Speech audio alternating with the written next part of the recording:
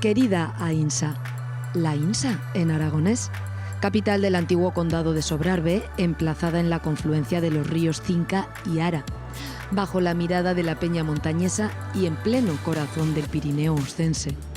Historia y naturaleza confluyen en ti, como las dos caras de una moneda, convirtiéndote en un destino turístico de referencia. Claro que mucho antes de las hordas de turistas, fueron otros los invasores. El milagro de la Cruz de Fuego asegura que Ainsa se fundó tras la victoria en el año 724 de las tropas cristianas del rey Garcí Jiménez sobre los invasores musulmanes. Milagros, leyendas del pasado. En cualquier caso, Ainsa, siempre fuiste territorio fronterizo. Lo prueban tu magnífico castillo, tus murallas, los portales y también la iglesia románica de Santa María, lugar de culto pero también de defensa, con saeteras para arqueros en su torre, por si acaso. Este pasado medieval tuyo ha quedado inscrito en la piedra de los monumentos más destacados, pero también en el alma de los ainsetanos. Cada 2 años celebráis en la Plaza Mayor, el centro emblemático de la villa, la Morisma, en recuerdo de la victoria cristiana sobre los sarracenos.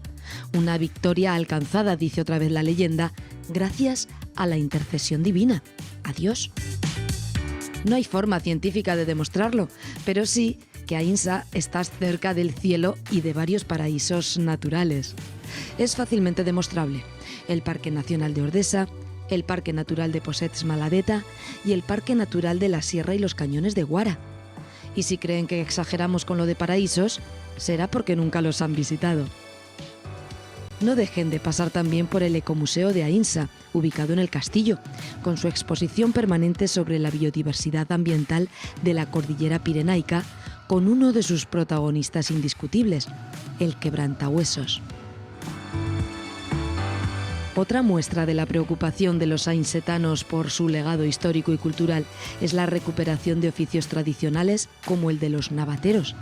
Cada año, a finales de mayo, las navatas bajan por el Cinca de la Espuña a Ainsa, en recuerdo de aquellos montañeses que se dedicaban a la tala de árboles y al traslado de los troncos a las tierras del llano.